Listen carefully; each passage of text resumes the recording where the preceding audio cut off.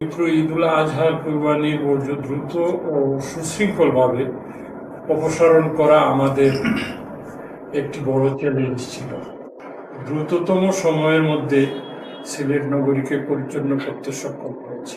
নগরবাসীর প্রতি আমরা কৃতজ্ঞতা জানাই একটি সুন্দর শহর উপহার দেওয়া এবং প্রথম শর্তই হলো নাগরিকদের সচেতনতা।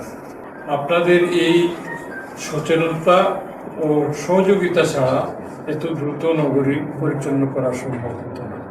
পরিচ্ছন্নতা কর্মী দিনরাত নিরলস পরিশ্রম করেছেন। আমি তাদের জানাই আন্তরিক অভিনন্দন এবং ধন্যবাদ। আপনাদের অক্লান্ত পরিশ্রম ও কর্তব্যনিষ্ঠার কারণে মাননীয় প্রধানমন্ত্রী ঘোষিত নির্ধারিত সময়ে আগে অর্থাৎ 8 ঘন্টায় মাননীয় প্রধানমন্ত্রী 12 ঘন্টা সময় বেঁধে দিয়েছিলেন। আমরা 8 ঘন্টার মধ্যে নগরীকে বর্জ্যমুক্ত করে আমরা পূর্বের অবস্থায় ফিরিয়ে আনতে পেরেছি। এই সফলতা আমাদের দায়িত্ব আরও বাড়িয়ে দিয়েছে। ভবিষ্যতে যে কোনো উৎসব বা দুর্যোগে আমরা এর চেয়ে আরও দ্রুত আধুনিক ও চমৎকার নাগরিক সেবা নিশ্চিত করতে পারব বলে বিশ্বাস করি। আমাদের এই পরিচ্ছন্নতা অভিযান শুধু ঈদের জন্য নয়, এটি বছর জুড়ে অব্যাহত থাকবে। এই পরিচ্ছন্নতাকে আমরা আমাদের স্থায়ী অভ্যাসে পরিণত করি।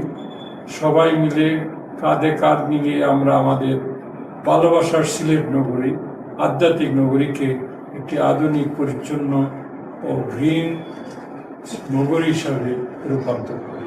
আমরা 30,000 পচনশীল পরিবেশ বান্ধব ব্যাগ আমরা সরবরাহ করেছি। আমরা ব্লিচিং পাউডারের কথা আগেই বলেছি, অন্তত 5,000 কেজি ব্লিচিং পাউডার আমরা বিনামূল্যে সবাইকে দিয়েছি, ব্যাগ বিনামূল্যে দিয়েছি।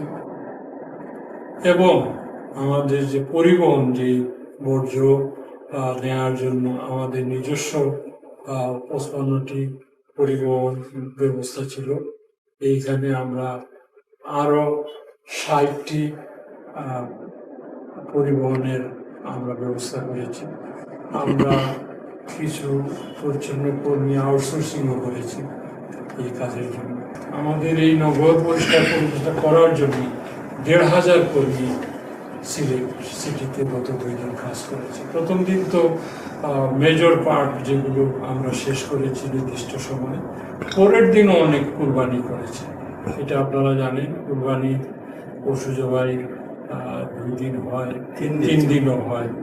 মানে ধর্মীয়ভাবে 3 দিন কুরবানি দেওয়া যায়, কিন্তু অবশ্য 3য় দিনে আমাদের কাছে কোনো তথ্য নাই, কিন্তু 2য় দিনে অনেক কুরবানি হয়েছে। এটা স্বভাবতই অনেকের ব্যবস্থাপনার জন্য, কসাইয়ের স্বল্পতা, বিভিন্ন কারণে 2য় দিনও কুরবানি হচ্ছে। আমরা 2য় দিনও আমাদের পরিচ্ছন্নতা কর্মী বিভিন্ন পাড়া মহল্লায় যে এই